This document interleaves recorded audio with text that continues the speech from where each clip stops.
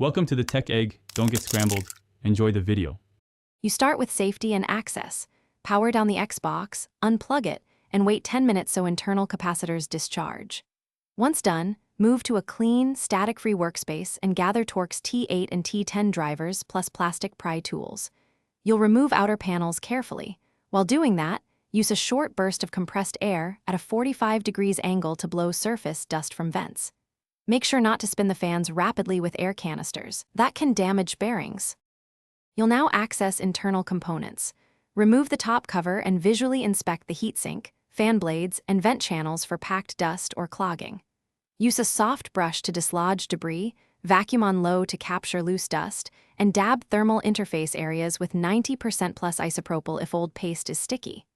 Once cleaned, check the fan for wobble. If it has more than 2 millimeters of play or is noisy, replace it. Also, make sure fan and board connectors are fully reseated. You finish by reapplying a thin, even layer of thermal paste if you remove the heatsink, then torque screws evenly and reattach panels. Once reassembled, boot the console in an open-air area to monitor fan spin and check for ventilation error messages. If the error persists, try swapping the power supply and clear the system cache.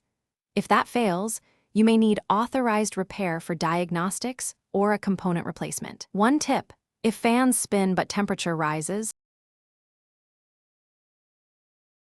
Thanks for watching. Consider subscribing if I helped unscramble your problems.